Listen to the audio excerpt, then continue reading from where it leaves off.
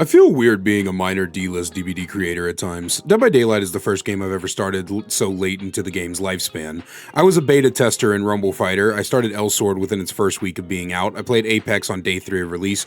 The longest time from a game's release I ever joined was Overwatch, and that was only a 6-month period between the beta and when I started playing. But with Dead by Daylight, I started around Night's PTB, October 30th, 2022 to be exact. It was the first time I ever booted up the game, well over 6 years into the game's lifespan. But part of being a DVD commentator, hell, a DVD creator in general, especially one who grows as fast as I do, is getting the same questions over and over again about a lot of things I never experienced, like old Object of Obsession, old Dead Hard, old Mori's, old Legion, and so on and so forth. And I've never had anything to say about those because I never experienced them. Sure, I can watch some videos about the history of the game and learn what they are, but nothing ever beats the Vietnam flashbacks of facing down that kind of shit firsthand. Perhaps I could hit up Sir Cozy at some point and ask him to take me on a journey through some old crap while he's filming one of his videos. In any case, the main old thing I've always been most interested in is how hatch used to work. People describe it to me as a complicated math formula, but I used to play Apex Ranked, and I can guarantee you after that fucking long-form equation-ass system, I can pass any math class thrown at me. Turns out, it was actually pretty simple. I found this graphic on Google that explains it. It was all alive survivors plus 1 was the number of gens needed to be repaired to make the hatch spawn, so 4 survivors needed 5 repaired, 3 needed 4, 2 3, and the hatch always spawned when there was only 1 survivor left. If there was more than 1 survivor alive, then the hatch would spawn closed and require a key to open, but if it was the last survivor alive, the hatch would always spawn open. At the same time, the iridescent add-on brand new part completed gens instantly, so survivor teams would bring a brand new part, complete gens instantly, and then all single file jump into the hatch like lemmings off a cliff, and the amount of things the killer could do about it rested somewhere between fuck and all. The other difference back then as well was that hatches couldn't be closed by the killer, and survivors could be interrupted mid-jump into the hatch, so this led to something called hatch standoffs, where the killer and survivor would sit there staring into each other's eyes like 2 star-crossed lovers on either side of a canyon, longing to hold each other, but they cannot as the gap is too wide, and the journey too long. It would kill either one. They can write letters full of passion, and love, and sorry, seems my upcoming romantic novel, A Message of Two Tits, made it into the script. In any case, there was no in-game collapse back then, nor was there a server timer, so matches could literally last hours on end. I wonder what the record for one of these things was.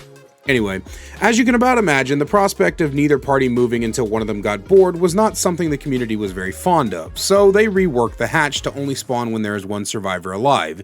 It always spawns open, but the killer can close it starting a 2-minute timer. If the survivor doesn't open the gates or unlock the hatch and escape in those 2 minutes, then they automatically die. And I've discovered, quite recently actually, that a lot of people don't like this mechanic.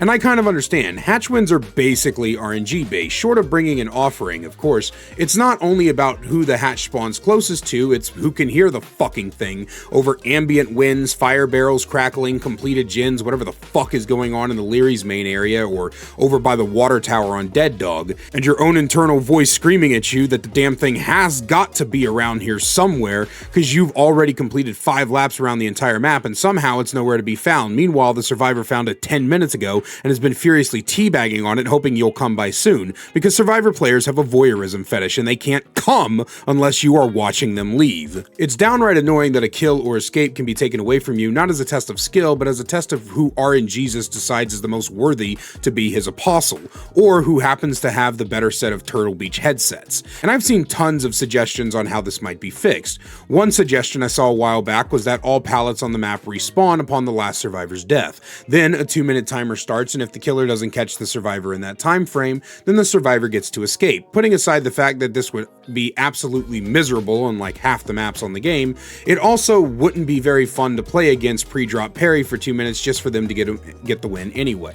Another similar suggestion is to have the auras of each player revealed to each other when outside of 16 meters of each other, and then once you come within that distance, then a 2-minute timer starts, and if the survivor can last, they win. A slightly better version of the concept. Another thing I've heard is both the killer and survivor should be teleported to shack when the last survivor dies, and then a 1v1 happens with a 3-minute timer. As you can tell from these suggestions, the general consensus is to just turn the last standing into a glorified non-regulated 1v1, and that sounds good in theory, and I'm not necessarily disagreeing with it. The downside is things like gate mine games would be gone, but that's also an upside because I hate gate mine games. Hatch achievements and tones would finally fucking die off, but keys would lose one of their uses, which I don't like. I think my apprehension isn't necessarily from the concept of making the final stand a 1v1, but more of how you would go about it. Besides the suggestions above, I've heard tons of others, all different slight variations, but all coming with their own set of problems. A lot of the issues stem from how far the game got before the last stand happened, how many resources are left, and even what killer it happens to be. Some killers, while not incredibly strong in normal games, absolutely dominate 1v1, Slinger being one of those. He suffers in normal games due to low map presence, a mediocre anti-loop, and zero slowdown, but in the 1v1 his chase power is insane and he can end things rather quickly. The opposite can also happen, where a killer excels in normal games but isn't as strong in 1v1s. I don't know which killer that is, but I'm sure they're out there, and I don't feel like going through each one to figure out which one that is. But another issue is how the 1v1 even starts, how much time should be given, and how do we teach new players how this works. It's a fascinating and even brilliant solution to a problem many of us seem to have, but it also has a lot of flaws that need to be ironed out, and that seems to be where many people disagree on how exactly to go about it. The real question for me, however, is really whether or not the hatch even needs to be changed. Sure, it's frustrating in many ways, but there's something so satisfying as a survivor of finding it in the nick of time, or in-game builds getting their full value when you close the hatch, and a combination of No Way Out and Remember Me causes the survivor to sit back helplessly as the clock ticks down, before the entity rises to penetrate them and I watch breathlessly like the cuck I am. Sorry, that got a little bit too personal. On the other hand, I get annoyed at the mechanics sometimes. I can't ever find the hatch really, as I'm half deaf, but at the same time, I don't know if I want to constantly be forced into 1v1s because I killed 3 people. It seems like it would get old after a while, and the fact that no one can seem to agree on how they want this thing done tells me this community wouldn't be happy no matter how behavior approached it. So I guess I'll leave this question up to you. Do you think the hatch should go? And if so, how would you replace it? Let me know down in the comments. And as always, a great big special thank you to my channel members is listed on screen now. If you want to find out how to become a channel member today, get awesome perks like seeing videos early, merch discount codes, and more, then please click that join button down below. I love you guys so much, and I will see you in the next one.